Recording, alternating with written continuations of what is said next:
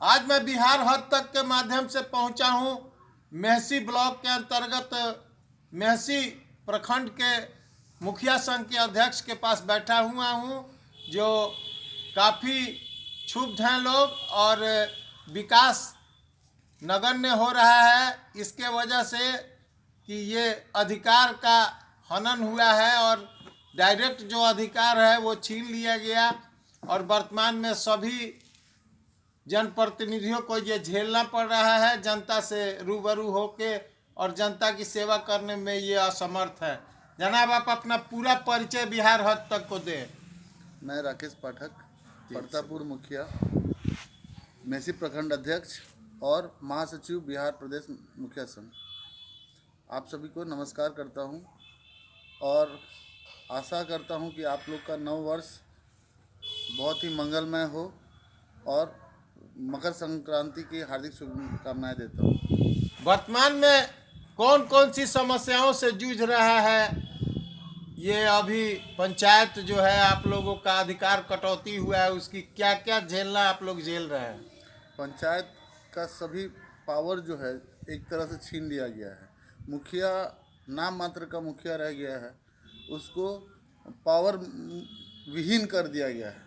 मतलब उसके पद का केवल नाम का पद रह गया है। ना कोई फंड है, ना आवास है, ना कोई ऐसा योजना आ रहा है जो मुखिया कुछ अपने पंचायत के लिए करे। और सबसे बड़ा बात है कि फंड को मुहैया कराना केंद्र सरकार और राज्य सरकार जब दोनों साथ मिल के काम करता है, एक दूसरे के सामंजस्य स्थापित करके काम करता है, तो वो सही काम होता है, सही दिशा में काम होता है। लेकिन ये गांधी की कर्म भूमि थी और गांधी का ही ये सपना था कि ग्राम का विकास होगा तभी देश का विकास होगा और शहर का विकास होगा। इसके संदर्भ में दो शब्द। गांधी जी कर्मभूमि और गांधी जी का ही ये सपना था कि ग्राम पंचायत को स्वावलंबी बनाया जाए, क्योंकि अगर देश का विकास करना है तो ग्राम का विकास होना बहुत ज़रूरी है, पंचायत का विकास होना बहुत ज़रूरी है।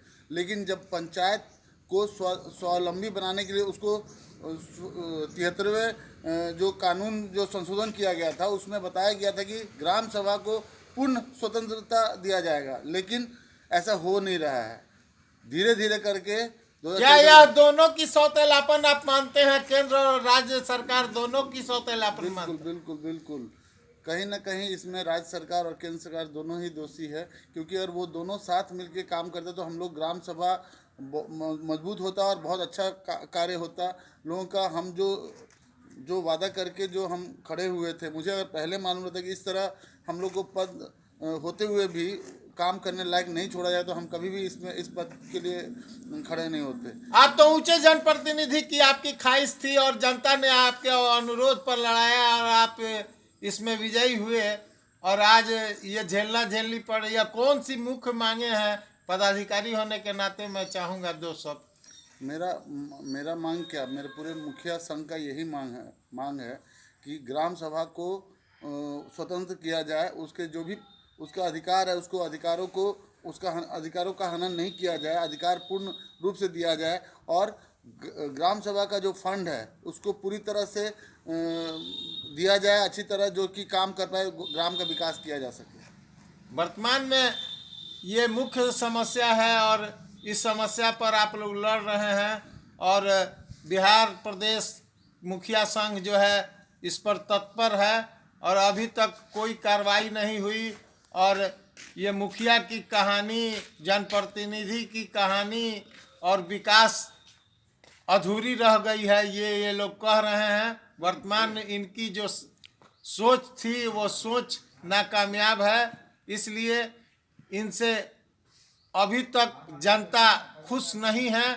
जनता ये समझती है कि इन लोगों के कार्यों को हम कह रहे हैं और इनके हाथ में है, नहीं हो रहा है। इसके संदर्भ में क्या कहना है? बिल्कुल। जनता उससे अनभिज्ञ है। जनता ये बात नहीं जान रही है कि मुखिया के पास कोई पावर ही नहीं है अभी काम करने के लिए। ठीक है, जो फंड है वो है मुहैया नहीं है, उनके पास कोई फंड ही नहीं है जो जिससे कोई भी विकास का काम किया जा सके। प्रदेश मुखिया संघ के प्रदेश महासचिव के नाते आप पूरे प्रदेश के जनप्रतिनिधियों को क्या संवाद देना चाहते हैं? मैं तो यही संवाद देना चाहता हूँ कि पूरे मुखिया संघ हम लोग एक हैं, एकजुट होकर हम लोग सरकार से, चाहे वो राज्य सरकार हो, केंद्र सरकार हो, अपनी मांगों को रखेंगे। नहीं होगा तो हम लोग केंद्र में दिल्ली तक जाएंगे और अपनी मांग को पूरे जोर शोर से मांग रखेंगे सरकार के सामने। अगर सरकार नहीं मानती है तो आप सड़क से सदन तक पहुंचने का बिल्कुल प्रयास सदन करें। तक पहुंचेंगे। हाँ, हम लोग नहीं होगा, हम लोग अपना पद त्याग कर देंगे, लेकिन अधिकारों का हनन होने नहीं देंगे। और जिस वादा से जनता के सामने हम लोग खड़े हुए हैं, उस जनता के लिए हम जो संभव हो वो हम करेंगे। क्या वादा था आपका जनता से? जनता से ग्राम के विकास के लिए, पंचायत के विकास का वादा था। सड़कें मेरा जो पंचायत है वो ज़्यादातर वहाँ सड़क नहीं है। मैंने बोला था कि एक सड़क बनाऊंगा, फंड के अभाव में मैं सड़क नहीं बना पा रहा हूँ। आवास दूंगा, आवास ज़्यादातर झोपड़ी है, ज़्यादातर SC ST मेरे पंचायत में है जिनके पास पक्का घर नहीं है। मैंने बोला था सभी को मैं घर दूंगा, लेकिन क्योंकि आवास 1.5 साल से बंद है, मैं कुछ नहीं कर पा रहा हूँ। प्रदेश महासचिव होने के नाते मैं एक शब्द और पूछूंगा, क्या ये जिम्मेवारी अन्य जनप्रतिनिधियों की भी बनती है, जिसमें MLA MP जिला परिषद और एकल पद का भी जो जिम्मेवारी है उससे विकास संभव है? इसके संदर्भ में 2 शब्द। बिल्कुल। देखिए, मुखिया जो है वो क्या क्या विकास हुआ आपके क्षेत्र में इन बड़े जनप्रतिनिधियों द्वारा?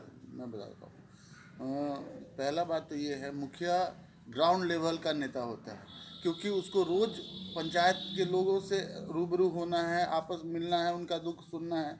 तो हम लोग से ज़्यादा कोई नहीं जानता है कि हाँ ग्राम का क्या ज़रूरत है। ठीक है, MLC हो, MP हो, MLA हो, हाँ, या कोई भी मंत्री हो, ये लोग जो है केवल अपने AC रूम में बैठ के कोई भी फैसला सुनाता है, करता है। मेरे पंचायत में ना MLC द्वारा, ना MP द्वारा, ना MLA द्वारा अभी तक कोई जिला परिषद के द्वारा? जिला परिषद के द्वारा केवल एक सार्वजनिक शौचालय बनाया गया, वो भी दरवाजा तोड़ के ऐसे पड़ा हुआ, खंडहर पड़ा हुआ। जिला सरकार भी विफल है एकदम जीरो है।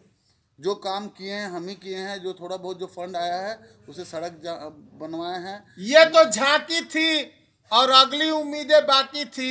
जनता का प्रतिनिधित्व करने का आपका तो ऊंचा जन इरादा था और आप छोटे प्रतिनिधि का जगह लेकर और चाहे कि विकास करें, और जनता का ये अनुरोध था। क्या जनता ने चाहा तो आप ऊंचे जनप्रतिनिधि का भी चुनाव लड़ सकते हैं? बिल्कुल लड़ सकते हैं, लेकिन मैं चाहता हूं पहले मैं कुछ जनता का सेवा कर दूं, उसके बाद मैं जो आगे ऊपर जाऊं। क्योंकि जनता का सेवा जो है मुखिया से ज़्यादा कोई सेवा नहीं कर सकता। जो आम ग्राम पंचायत का जो विकास होता है, मुखिया जो रूबरू होता है, उसके बाद जो वो सीखता है, उसके बाद जो आगे बढ़ता है, तब वो काम और अच्छा कर सकता है, क्योंकि वो ग्राउंड लेवल में रहा है। पूरे बिहार के जनप्रतिनिधियों को आप नववर्ष के अवसर पर क्या शुभकामना देना कि हम लोग नया वर्ष, सब जनप्रतिनिधि से आशा है कि हम लोग अग्रसर विकास की ओर, बिहार के विकास की ओर अग्रसर हों और एकजुट होके सब मिलजुल के काम करें और विकास, प्रदेश का विकास, अधिकार का लड़ाई भी लड़े और अधिकार लड़ाई भी लड़े। नहीं होगा सदन तक जाएंगे, लेकिन लड़ेंगे जरूर। धन्यवाद।